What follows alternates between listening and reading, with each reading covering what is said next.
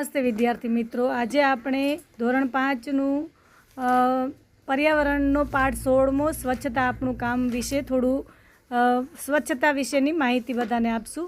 અને સ્વચ્છતા એટલે શું, અને બાળકો પણ એ આપણને પ્રશ્ન ઉપરથી જવાબ કહેશે.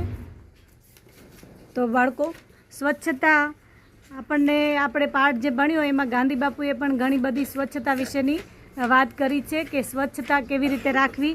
તો તમને ખબર છે કે જગ્ગુભાઈ જે આમાં પાઠમાં ભણવામાં આવ્યા છે, જગ્ગુભાઈ પોતાને સ્વચ્છતા ગામમાં રાખવા માટે શું કરતા હતા?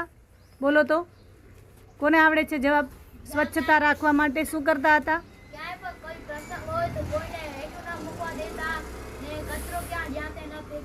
સરસ. પછી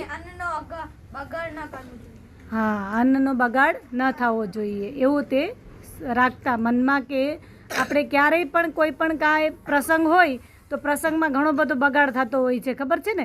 અને બધા પાણીની બોટલો જ્યાં ત્યાં ફેંકે, કે પછી કોઈ પણ કચરા, નાના બાળકો કંઈ પણ રેપરમાં વસ્તુ લાવ્યા હોય, 5 રૂપિયાનો ભાગ લઈ આવીને ખાઈને કોથળા જ્યાં ત્યાં ફેંકતા હોય, તો આ બધા કોથળાને એ પોતે વીણી અને કચરાપેટીમાં, એટલે કે કચરો કચરાપેટીમાં જ નાખવો એવો એ આગ્રહ રાખતા હતા. તો તમને જગ્ગુભાઈની કઈ બાબત ગમી સ્વચ્છતા વિશેની? કઈ બાબત ગમી?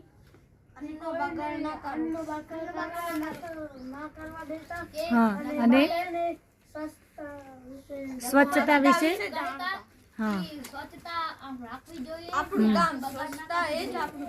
હા, બરાબર.